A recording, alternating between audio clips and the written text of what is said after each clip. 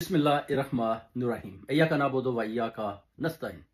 अभी ये जो एक्सटेंशन का बहुत बड़ा कट्टा खुल चुका है मेरे पाकिस्तानियों। मरियम नवाज को भी ऑर्डर दिया जाता है कि जनाब एक्सटेंशन का जल्दी से कुछ करें, क्योंकि नवाज शरीफ तो स्विट्जरलैंड में था उस वक्त, और उस वक्त भी मरियम नवाज के ऊपर प्रेशर था कि नवाज शरीफ को फौरन से पहले वापस बुलाया जाए और शहबाज शरीफ को भी ऑर्डर किया जाए कि जनाब ये जो आप एक्सटेंशन का मामला है ये पूरा करें।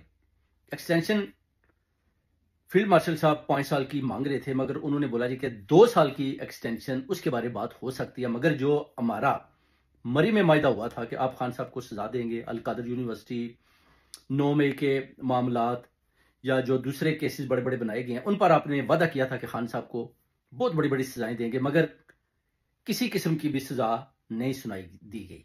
उसके बाद वो कहते हैं कि आपने और भी जो हमने आपके आगे कुछ बातें की थी कि खान साहब की, जैसे कि इनकी जान को खतरा था तो इनको फारग किया जाए, जैसे नवाज शरीफ ने बोला था कि खान साहब को ख़त्म किया जाए, तो फिर हम आपको एक्सटेंशन देते हैं, उसके बाद फिर एक्सटेंशन देते हैं।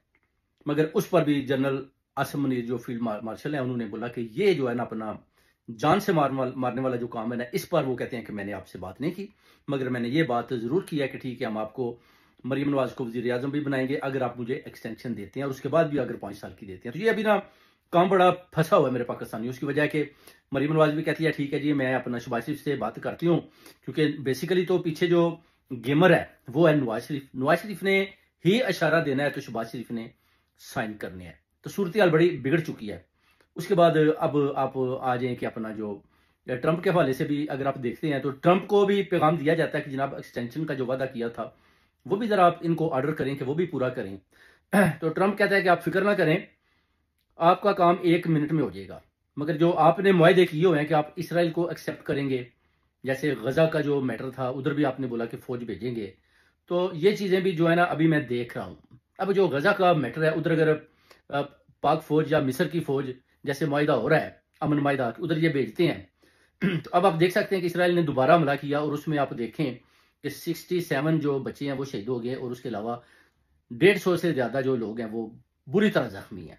तो अमन मायदा तो उधर ही खत्म हो गया, ये सिर्फ और सिर्फ लोगों की आंखों में धुआं डाला जा रहा है, यानी कि जनाब अमन मायदा हो चुका है, पाक आर्मी उधर आ रही है, मिस्र की आर्मी उधर आ रही है, कोई किसी किस्म का खतरा नहीं है, मगर जो हालात हैं वो बड़े बिगड़े हुए हैं, वो बहुत बिगड़ चुकी हैं, हाथों से निकल चुकी हैं। अब general field marshal Syed Asim Munir भी सोच रहे हैं कि ये मामला जा किधर है। वो कहते हैं मैं तो सोच रहा था कि ये बड़ा इजी मामला है, मैं तो एक इशारा करूंगा तो डम से वो जो है ना अपना साइन करके जो शहबाज शरीफ मेरे आगे रख देगा कि जनाब ये आपकी एक्सटेंशन हो गई है, मगर इधर तो मामला किसी और तरफ जा रहे हैं। तो अब वो ये भी देख रहे हैं कि जो फील्ड मार्शल और ट्रंप और शहबाज शरीफ के जो तलकात है आपस में, वो जिधर भी जाते हैं अगर फील्ड मार्शल नहीं है तो ट्रंप हमेशा उनका नाम लेता है, और अगर शहबाज शरीफ नहीं है तो वो फिर भी दोनों का जिक्र करता है। वो क्यों, इसके पीछे भी राज है। जो मायदे बंद दरवाजों के अंदर हुए, छुप कर हुए, वो अभी पाकिस्तानियों को नहीं पता। एक तो इसराइल को तस्लीम किया गया, दूसरे मादनियात जो उनके आगे बेचे गए, उसके बाद पाकिस्तान के अंदर उन्होंने ये जो पासपोर्ट चेंज हुआ, ये भी आप देख लें कि उन्होंने बोला कि इस्लामी जमहूरिया खत्म कर देते हैं। उसकी वजह जब इस्लामी जमहूरिया लगता है तो फिर मजहबी जमातें जो है ना वो बड़े जोर के साथ आकर मुकाबला करती हैं। तो जब सिर्फ इस्लामी जमहूरिया खत्म कर देंगे तो पाकिस्तान हो जाएगा, तो फिर वो कहते हैं कि वो जी डेमोक्रेसी की एक नई शक्ल हो जाएगी, तो उस पर फिर ना काम किया जाएगा। तो ये जो चीज़ें हैं ना, उसके बाद चीफ जो अपना हमारे जो अपना फील्ड मार्शल हैं उन्होंने भी पैगाम दिया कि देखें जो मुल्की हालात हैं वो बड़े ख़राब हैं मरियम नवाज को, कि आप देखें कि TLP की जो शातें होती हैं उनको भी तो संभालना है ना। अगर आप फॉर एग्जाम्पल मेरे साथ गेम करते हैं, मुझे आप एक्सटेंशन नहीं देते, तो फिर ये जो 3-4 हज़ार आदमी TLP का मारा गया, साद रिजवी किधर है, मार दिया गया, जिंदा है, भाग गया, किधर है, अभी तक किसी को कुछ पता नहीं है। तो उसके बारे में भी उन्होंने बोला कि बातें करनी है आपसे। फंस पेशाब बहुत जबरदस्त किस्म का हो चुका है इनके दरमियान, इन 13 पार्टियों के और field martial chief general Syed Asim Munir के दरमियान। अब ये किस तरह इस फंस पेशाब से बाहर आते हैं और किस तरह एक्सटेंशन लेते हैं और किस तरह मरियम नवाज को वजीर आजम बनाते हैं और कैसे उस मंजिल तक पहुंचने हैं जिसका इशारा ट्रंप ने दिया हुआ है। अब ट्रंप जो है वो देख रहा है कि जनाब ठीक है जी, आप इसराइल का जैसे ही ऐलान करेंगे उसके बाद फिर आपकी फौजों को भी गजा में भेज दिया जाएगा। अगर आपकी फौज और मिस्र की गजा में जाती है तो इसराइल जैसे अटैक करता है दोबारा, तो आपके फौजी भी शहीद हो जाते हैं, तो फिर उसके बाद हमने देखना है कि आपका स्टेटस क्या है। आप आगे से इसराइल के ऊपर जो रद्द अमल है या जवाबी कार्रवाई करते हैं, या सिर्फ और सिर्फ आप शहीद होकर वापस पाकिस्तान को आ जाते हैं। तो ये चीज़ें बड़ी देखने वाली है मेरे पाकिस्तानियों। एक एक मूवमेंट पर आपको नज़र रखनी पड़ेगी और रखनी होगी कि ये हो क्या रहा है और गेम कैसे पलटी जा रही है और कैसे जनरल फैज के खिलाफ भी आवाज बुलंद की जा रही है कि ये जो आपने वादा किया था कि जनरल फैज को हम सजा दे देंगे, तो वो भी अभी तक मामला उधर का उधर ही लटका हुआ है। उस पर कुछ करें और जल्दी से करें। उन्होंने बोला कि उस मामले को भी हम देख लेंगे, जनरल फैज को भी हम कैद की सजा देंगे, मगर उसमें देर हो सकती है। इसलिए आप वो फिक्र ना करें। आप सिर्फ और सिर्फ अगर करना है तो सिर्फ और सिर्फ मेरी एक्सटेंशन का सोचें। एक्सटेंशन का बार बार पैगाम शहबाज शरीफ, नवाज शरीफ और मरियम नवाज को दिया जा रहा है और मरियम नवाज को ये लालच भी दी जा रही है कि हम आपको वजीर आजम भी बना देंगे और उसके बाद मिलकर हुकूमत करेंगे। 2 साल की एक्सटेंशन दें, उसके बाद फिर मुझे 5 साल की दें।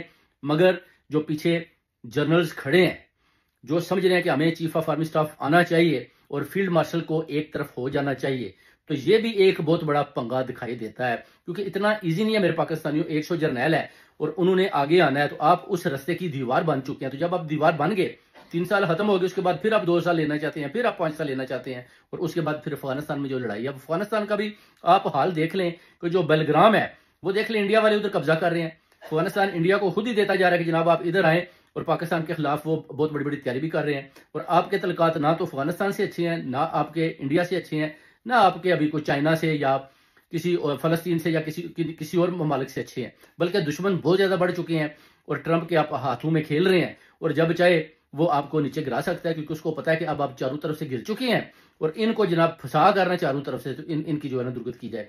क्योंकि आपको पता है कि जो ट्रंप है ना, ही इज वेरी स्मार्ट।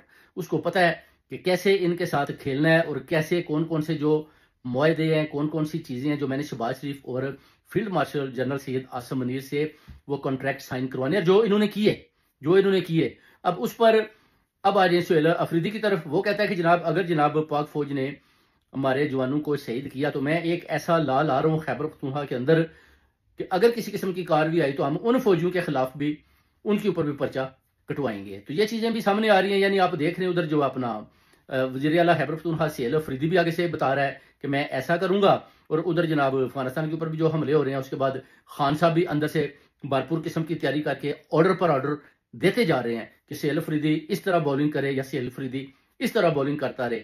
और मुझे तो ये दिखाई देता है कि अगर ऐसा हुआ तो सामने सामने गवर्नर राज लगता हुआ दिखाई दे रहा है, क्योंकि सुहेल अफरीदी ने भी फैसला कर लिया कि मुझे इस्लामाबाद की तरफ जाना है, हर सूरत जाना है और इस फॉर्म 47 की हुकूमत को गिराना है और खान साहब को हकीकी आज़ादी लेकर देनी है। वो कहता है मेरा जो फोकस है वो खान साहब की तरफ है, मेरा ये नहीं है कि मैंने हुकूमत करनी है या मैंने को अली मीन गंडा की तरह मजे करने हैं, लंबा चलना है। वो कहता है नहीं, मैंने इन मामलात को 4 से 6 माह के अंदर अंदर खत्म करना है। या तो खान साहब बाहर होंगे तो या फिर मैं अंदर चला जाऊं, तो मुझे कोई प्रॉब्लम, अगर हकीकी आज़ादी मैंने लेकर रहनी है। ये जो जुल्म और सितम का बाजार गर्म है, जो फस्तायत बर्बरियत हो रही है, इसका वो कहता है मैं मुकाबला करूंगा। इसकी वजह है कि मुझे खान साहब ने चुना है और जो मेरा चुनाव किया गया है मैं उस पर पूरा उतर कर खान साहब को बताऊंगा कि जनाब देखें मैं पूरा मुकाबला कर रहा हूं। अब आप देख सकते हैं कि बाजी अलीमा खानम भी खुश है। वो कहती है कि सुहेल अफरीदी बिल्कुल सही डायरेक्शन पर जा रहा है जिधर खान साहब चाहते थे। इससे पहले अलीमीन गंडापुर था, शेर अफजल मरवत में भी बयान दिया है कि जनाब सुहेल अफरीदी की लॉटरी निकल आई है। भाई लॉटरी कैसे निकल आई है? वो हकीकी आज़ादी की जंग लड़ रहा है और खान साहब के वीएन के ऊपर खड़ा है, और आप लोग